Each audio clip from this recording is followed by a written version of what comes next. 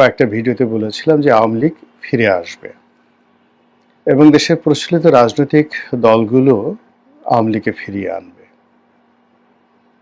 আমি অনুমান করেছিলাম যে আওয়ামী লীগের সঙ্গে জামাতের একটা বন্ধন তৈরি হবে এবং জামাতের একটা গ্রিন সিগন্যাল থাকবে, সঙ্গে সঙ্গে সরকারেরও গ্রিন সিগন্যাল থাকবে এবং সেটা নিয়ে আওয়ামী লীগ মাঠে নামবে। অন্যদিকে জামাত বিরোধী যে ইসলামী সংগঠনগুলো তারা বিএনপির সঙ্গে থাকবে এবং হাড্ডাহাড্ডি লড়াই হবে রাজনীতির ময়দানে। এখন পুরো বিষয়টা এলোমেলো হয়ে গেছে।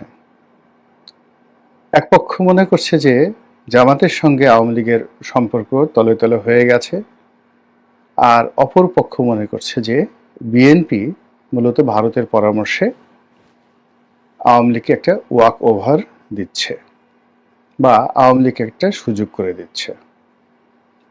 ঘটনা যাই হোক না কেন সেটি নিয়ে আরেকটু পরে আলোচনা করব, কিন্তু ইতিমধ্যে যে লক্ষণগুলো আমরা দেখতে পাচ্ছি সেই লক্ষণগুলো নিয়ে কিছু কথা বলা আবশ্যক। প্রথম লক্ষণ হলো ঢাকার রাস্তায় আওয়ামী লীগের ঝটিকা মিছিল, একাধিক ঝটিকা মিছিল। গোপালগঞ্জে বঙ্গবন্ধুর মাজারকে কেন্দ্র করে সেখানে বিপুল সংখ্যক নেতাকর্মীর শপথ গ্রহণ এবং পুরো গোপালগঞ্জ জেলা সেই আওয়ামী লীগের পতনের পর থেকেই ব্যতিক্রমী আচরণ করছে। সারা বাংলাদেশে একরকম আর গোপালগঞ্জের দৃশ্য আরেক রকম। এবং এখন এই বাস্তবতায় বাংলাদেশে যে সকল এলাকাতে আওয়ামী লীগের প্রাধান্য রয়েছে এবং যে সকল এলাকার সংসদ সদস্য যারা দুর্নীতি কম করেছেন বা করেননি, সে সকল এলাকা রীতিমতো এখনো পর্যন্ত আওয়ামী লীগের কর্তৃত্বে রয়েছে, নিয়ন্ত্রণে রয়েছে। তারা চাঁদাবাজি করছে না, চাঁদাবাজি অন্য লোক দিয়ে করাচ্ছে, কিন্তু পর্দার আড়ালে থেকে পুরো সামাজিক যে সংহতি, সেই সংহতিতে আওয়ামী লীগের যে অবস্থান সেটি তারা ধরে রেখেছেন।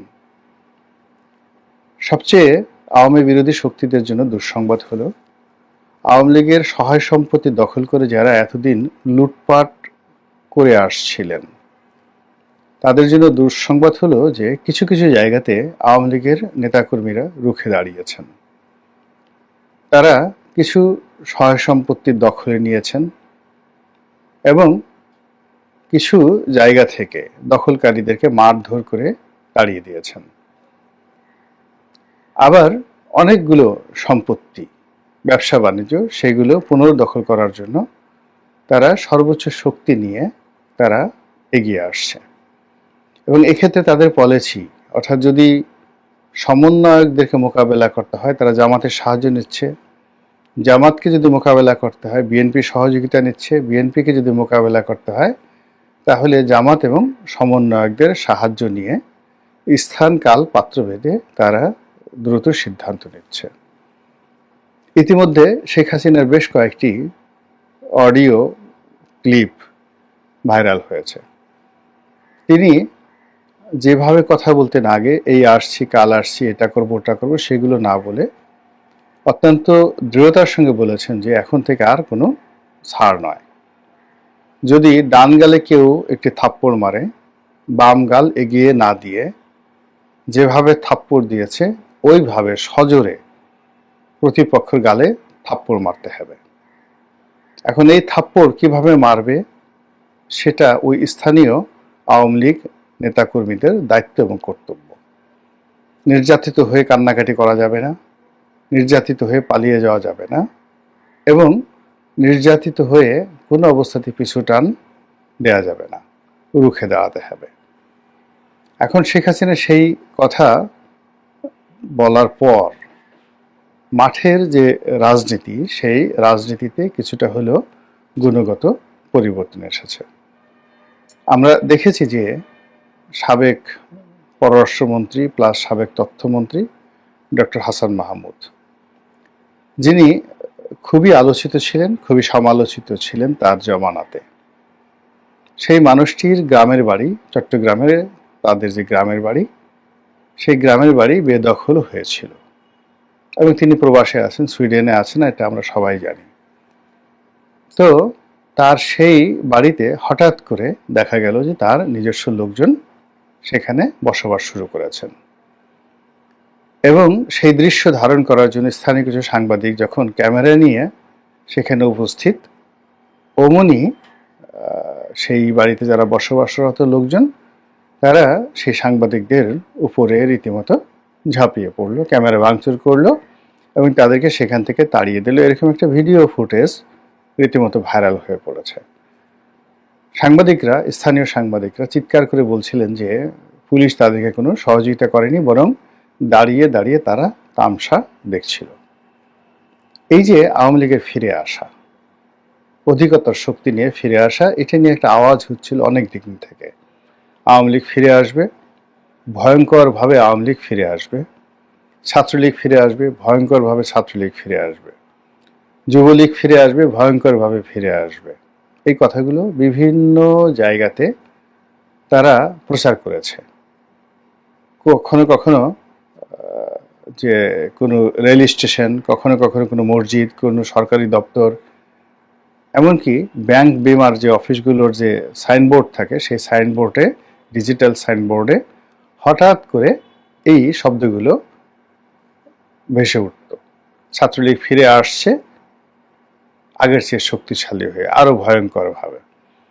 এখন তার কিছু নমুনা এই সাম্প্রতিক সময় দেখা দিয়েছে। কারণটা কি? এই কারণের পেছনে আপনি 100টি কারণ বলতে পারবেন। প্রথম কারণ হিসেবে বলা যেতে পারে বর্তমান অন্তর্বর্তীকালীন সরকারের যে ব্যর্থতা, এটি ক্রমশ মানুষের সহ্যের সীমা ছাড়িয়ে যাচ্ছে। 2 নম্বর হলো সরকার যা কিছু করার চেষ্টা করছে সবই লোক দেখানো, মানুষজন বিশ্বাস করছে না এবং তাদের কর্মকাণ্ড, কথাবার্তা সবকিছুর মধ্যেই কাজের চাইতে নাটক বেশি। আমরা যে কথাগুলো বলি, নাটক কম করো প্রিয়। এর ফলে মানুষের মুখ দিয়ে বের হয়ে যাচ্ছে আগেই ভালো ছিলাম। এখন এটা আপনি বন্ধ করতে পারেন, অত্যাচার করতে পারেন, জুলুম করতে পারেন, কিন্তু ব্যাপারটা হলো মানুষের মুখ তো আপনি বন্ধ করতে পারবেন না। সে মানুষের মুখ থেকে July, August, September, October, November, অর্থাৎ 2024 সালের নভেম্বর থেকেই মানুষের মুখ থেকে বের হয়ে যাচ্ছে যে আগেই ভালো ছিলাম। 2 নম্বর হলো কিছু অদ্ভুত অদ্ভুত শব্দ, যেমন পদ্মা সেতু দিয়ে চলতে গেলে, মেট্রো রেল দিয়ে চলতে গেলে, তারপর এক্সপ্রেসওয়ে দিয়ে চলতে গেলে শুধু বারবার মনে হয় এত কৃতজ্ঞ বা অকৃতজ্ঞ মানুষ হতে পারে, এত বেঈমান হতে পারে কেউ। এই জিনিসগুলো ফেসবুকে এবং ওয়ালে বারবার ছেড়ে দেওয়া হচ্ছে এবং এটা প্রমোট করা হচ্ছে। ফলে কি হলো, আওয়ামী লীগ জমানার যে উন্নয়নমূলক কর্মকাণ্ড, তার পেছনে যে হাজার কোটি বা লক্ষ কোটি টাকার যে দুর্নীতির অভিযোগ, সেই অভিযোগগুলোকে ক্রমশ ভুলিয়ে দেওয়া হচ্ছে এবং এটাই আমাদের দেশের নয়, সারা দুনিয়ারই একটা সাধারণ ট্রেন্ড। মানুষ বর্তমানকে স্মরণ করে, অতীতকে ভুলে যায়। দ্বিতীয় যে সমস্যা, সেটি হলো রাজনীতিতে এমন কিছু মেরুকরণ হচ্ছে যেগুলো জুলাই আগস্ট বিপ্লবের পরে কল্পনা করা যায়নি। এখন আমাদের দেশের শতকরা 100 জনের মধ্যে 100 জন মানুষ বিশ্বাস করেন ডক্টর মোহাম্মদ ইউনূস রাজনীতি করতে চান, তিনি ক্ষমতায় থাকতে চান। তাকে ক্ষমতায় রাখার জন্য নানা রকম কৌশল অবলম্বন করা হচ্ছে এবং ছাত্রদের যে নাগরিক পার্টি করা হয়েছে, যেটিকে কিংস পার্টি বলা হয়, এই কিংস পার্টি সহ আরও একাধিক পার্টি তৈরি হচ্ছে এবং হওয়ার প্রক্রিয়াতে রয়েছে। এই সকল পার্টির যিনি প্রধান, তিনি ডক্টর মোহাম্মদ ইউনূস। এটি জনগণ স্বাভাবিকভাবে নিতে পারছেন না একটা অংশ। আরেকটি অংশ মনে করছেন যে আওয়ামী লীগ, বিএনপি, ধানের শীষ, নৌকা, মানে একই। তারা আরো বাজে কথা বলছে, যেটা আমি বলতে পারবো না, আরো বাজে কথা বলছে। তারা সজীব ওয়াজেদ জয় বা তারেক রহমান সাহেব যিনি আর রয়েছেন, এদের দুজনের মধ্যে কোনো মৌলিক পার্থক্য তারা দেখতে পান না। বেগম খালেদা জিয়া বা শেখ হাসিনার মধ্যে তেমন মৌলিক পার্থক্য দেখতে পান না। সেই তুলনায় ডক্টর মোহাম্মদ ইউনূস তাদের কাছে দেবদূত, তাদের কাছে ত্রাণকর্তা, তাদের কাছে মহামানব। এই মহামানব যারা মনে করছেন তারা চান তিনি আরো বহু বছর আজীবন ক্ষমতায় থাকুন। এরপরে যেটি হচ্ছে সেটি হলো বাংলাদেশের যারা ইসলামপন্থী লোকজন রয়েছেন তারা বিএনপি এবং আওয়ামী লীগ এই দুটো দলের একটিকেও পছন্দ করছেন না এই মুহূর্তে।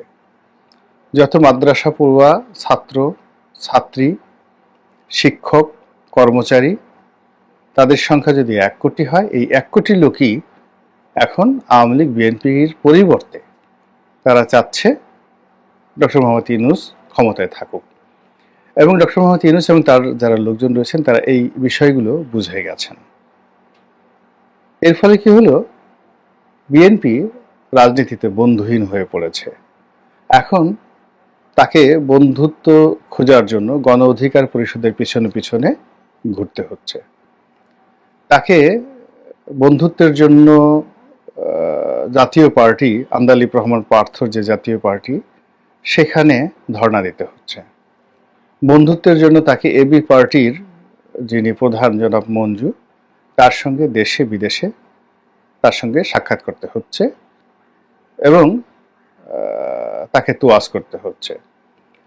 বিএনপি বন্ধুত্বের জন্য আসম আব্দুর রব, মাহমুদুর রহমান মান্না এবং কর্নেল অলি সাহেবের দল থেকে বের হয়ে আরেকটা যে বিকল্প আলাদা যে এলডিপি করেছে জনাব সাদাত হোসেন সেলিম, জনাব সেলিম সাহেবকেও বিএনপিকে পাত্তা দিতে হচ্ছে এবং এদের সবার সঙ্গে সমঝোতা করে আসন ভাগাভাগি করে তাদের সঙ্গে একত্র রাজনীতি করার জন্য চেষ্টা করা হচ্ছে।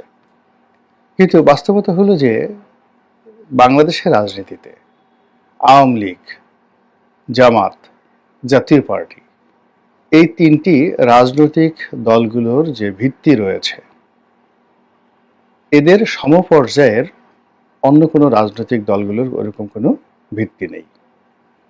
দ্বিতীয়ত যারা ভোট ব্যাংক হিসেবে কাজ করে যে সকল ইসলামী সংগঠন, বিশেষ করে পীর মসজিদ কেন্দ্রিক মাজারগুলো রয়েছে, তাদের খাদেম যারা আছেন বা গদিনশীন পীর যারা আছেন তাদের একটা বিরাট অংশের সঙ্গে এখন আওয়ামী লীগেরই সম্পর্ক ভালো আছে এবং তারা কোনো অবস্থাতেই আওয়ামী লীগকে ছাড়তে চাচ্ছে না। আর রাজনৈতিক সংগঠন হিসেবে হেফাজতের দুটো ভাগ হয়ে গেছে, একটি ভাগ এখন পর্যন্ত একেবারে শেখ হাসিনার জন্য জীবন প্রাণ দিয়ে তারা লড়াই করতে প্রস্তুত, আর অপর অংশটি যারা শেখ হাসিনা বিরোধী তারা ডক্টর মোহাম্মদ ইউনূসের সহযোগিতা পাচ্ছেন না, বিএনপির ডাক পাচ্ছেন না, এমনকি অন্যান্য ছোট ছোট যারা পার্টি তাদেরও ডাক পাচ্ছেন, অথচ সংগঠন হিসেবে এরা যথেষ্ট শক্তিশালী। অন্যদিকে আওয়ামী লীগের দীর্ঘদিনের পুরনো বন্ধু কমিউনিস্ট পার্টি, জাসদ বাসদ যে নামেই থাকুক না কেন, তারা সবাই মনে প্রাণে দিল্লিমুখী হয়ে আছে, এতে কোনো সন্দেহ নেই। প্রথম আলো, ডেইলি স্টারের মতো বাংলাদেশের যে সকল পত্রপত্রিকা যাদের সঙ্গে শেখ হাসিনার ব্যক্তিগত সম্পর্ক খুব খারাপ ছিল, কিন্তু এই দুটো পত্রিকা সবসময় দিল্লির যে পলিটিক্যাল পলিসি বা পলিটিক্যাল থিওলজি এই বিষয়গুলো তারা ধারণ করে। তো এখন এই সময়টিতে তারা দিল্লির যে পারপাস সার্ভ করছে আর অটোমেটিক্যালি তাদের সমস্ত কর্মকাণ্ড আওয়ামী লীগের জন্য ইতিবাচক ফল বয়ে নিয়ে আসছে। এর ফলে আওয়ামী লীগবিহীন বাংলাদেশে রাজনীতির মধ্যে অন্তত 10টি পরস্পর বিরোধী শক্তি দাঁড়িয়ে গেছে। তারা কেউ এককভাবে সফল হতে পারবে না, কেউ কাউকে ক্ষতি করতে পারবে না, কিন্তু নিজেরা নিজেদের ক্ষতি করতে পারবে। আর এই অবস্থায় রাজনীতিতে ভারসাম্য আনার জন্য আওয়ামী লীগের উপস্থিতি জরুরি হয়ে পড়েছে, ইতিবাচক অর্থে নেতিবাচক অর্থে।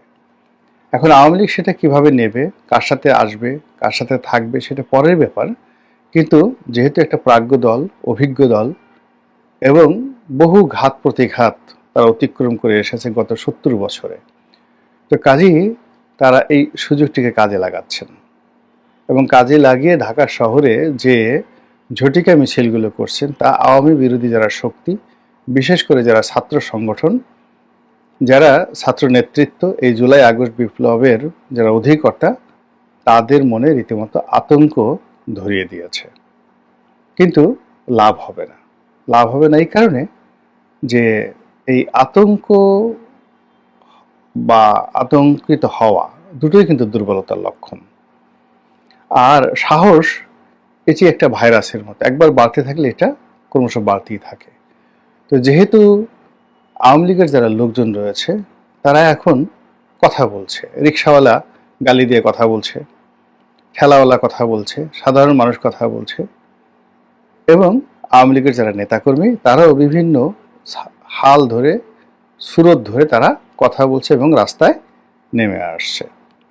ফলে মনে হচ্ছে আওয়ামী লীগকে যেভাবে সরকার মোকাবেলা করতে চেয়েছিল অত সহজে মোকাবেলা করাটা সম্ভব হচ্ছে না।